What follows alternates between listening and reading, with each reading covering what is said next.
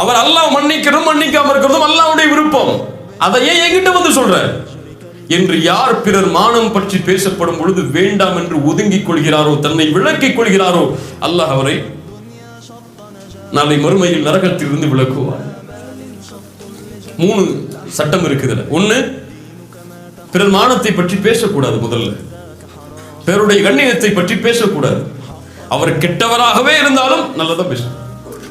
ஏன் உனக்கு தெரிஞ்சு 1000 கெடுதல் இருக்குன்னா அவருக்கு உனக்கு தெரியாம 1000 நன்மை அவர்கிட்ட இருக்கு, உனக்கு தெரியாது.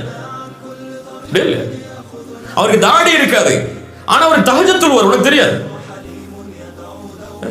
அந்த பொண்ணு நிக்காப் போட்டிருக்க மாட்டா, ஆனா எந்த ஒரு ஆண்டையும் பேசாம Facebookல இருப்பா, அது உனக்கு தெரியாது. நிக்காப் போட்டிருக்க பெண் பல பேர் அதை செய்யறாங்க. தாடி வச்சிருக்க பல பேருக்கு தஹஜ்ஜுத் இல்ல. உனக்கு இல்லாத நன்மை அவரிடத்தில் இருக்கும், நீ அதை பத்தி நினைக்காத.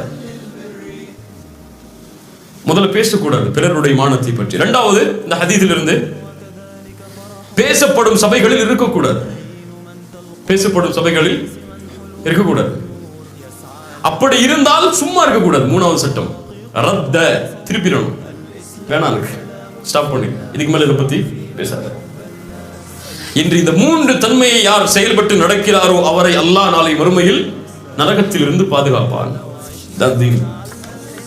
தொழுகை மட்டும் இல்ல, அதனால தொழுகையில ஈடுபாடு எல்லாம் இருங்கிற காரணம் அல்ல இது. இதுல மட்டும் முக்கியத்துவம் இல்ல. நம்முடைய வாழ்க்கையில நம்ம அன்றாடம் நினைக்கக்கூடிய எம்மோடு இருக்கக்கூடிய இந்த குணங்கள், இதுல மாற்றம் வேணும். அவர்தான் முஃமின் முஹ்சின், அல்லாஹ்வுடைய நேசத்தை பெற முடியும்.